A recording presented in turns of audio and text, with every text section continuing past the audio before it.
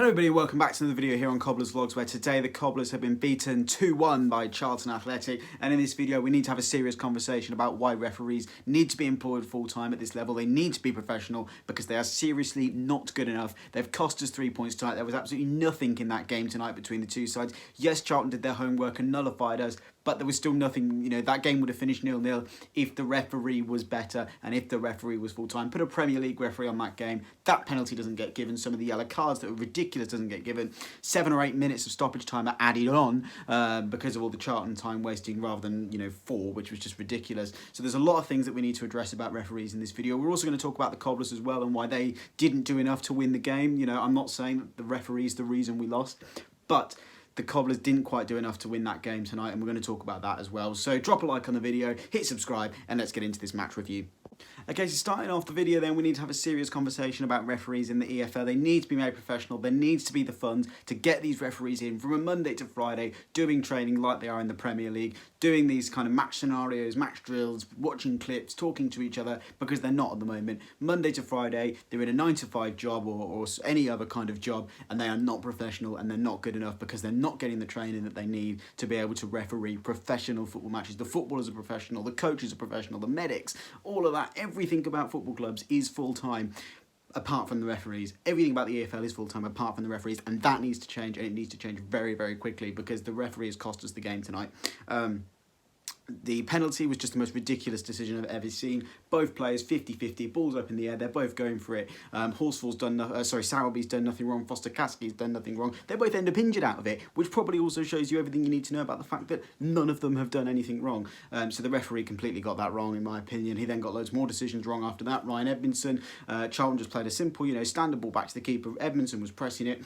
The Charlton defender was blocking off Edmondson, was running towards Edmondson rather than to protect his own keeper, and then Edmondson ended up getting booked and Charlton got a free kick. Ridiculous. So Paul Howard needs to have a long hard look at himself after that one, and we shouldn't be talking about referees after every game because, well, I'm a referee myself. When I go out on a Sunday League pitch, I say to the captains, the first thing I say to the captains, hello, what's your name, all that sort of stuff, and I go, let's make this a game of football that is all about you rather than about me. And that's exactly what EFL referees should be doing. It's what every referee in the country should be doing. And the referee made it all about him tonight by making some terrible decisions. His assistants were clueless as well. They couldn't give a throw in themselves. They were leaving it to the ref, which he was then getting wrong.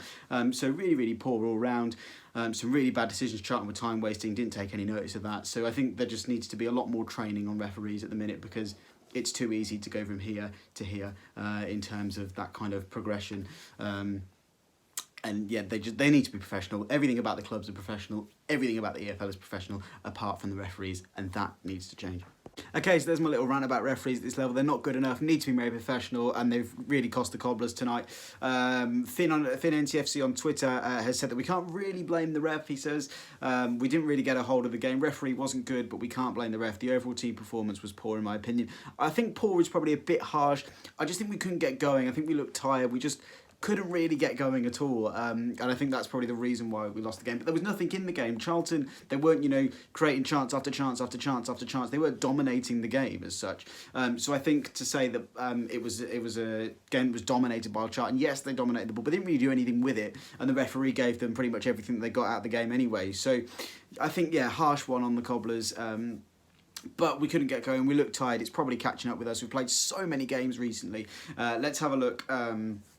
James from the Chronicle and Echo, James Hennigan says, Cobblers far from their best tonight, but still seemed well set for a point until the penalty. Charlton struggled to create anything from open play before them. Did think Town looked tired there, perhaps unsurprisingly given the amount of games. And that's pretty much what I just said before I even read the tweet out. So I agree with James there. If we just scroll down a little bit further to some of the latest tweets that people have been tweeting and you guys have been sending in. Patrick Payne says, very dubious penalty, but it changed the game. However, no shots on target until the Jones goal was our problem. Matter how Charlton managed the game. We go again. Rob Sapper says, a game that passed us by really. We looked tired, didn't create enough from open play, except for Kyoso's shot that deserved a goal because of the hit and the build-up play. Thought we could have got away with a 0-0 and the pen was very soft. Ref was poor. On to the next one. So yeah, I think the majority of people saying that, you know, the ref was poor, but we weren't particularly good either. We didn't do anything to deserve to win. Obviously, Alex Jones got the goal, which is a fantastic positive for him on his debut as well, about 3 seconds after coming on.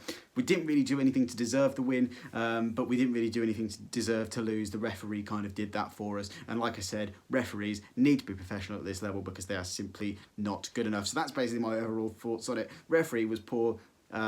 But we didn't really do anything to deserve to win the game. We didn't do anything to deserve to particularly lose the game. We just weren't at our best. Tiredness is catching up with us. Let's reset, go again, and beat those boys from Donny on Saturday afternoon. So there you have it. That's my thoughts on tonight's proceedings. One of those for the Cobblers just wasn't going to fall for us. Nothing was going for us. Refereeing decisions we weren't quite at our best. And like I've said, on to the next one. Let's go again. Tiredness is probably caught up with us. Reset. Go again. It's the classic football phrase, isn't it? And I think it really applies tonight. Hopefully we don't get a terrible referee at Doncaster on Saturday. Hopefully he actually gives us something. Hopefully he actually adds on time. Even if we time waste, hopefully he gives Doncaster some time to get back into it. And is nice and fair to both teams. Because, again, Paul Howard, I think Tim Oglethorpe on BBC Northampton mentioned that he is based in London. Charlton play in London. How was that agreed by the EFL? I don't care if he doesn't support Charlton.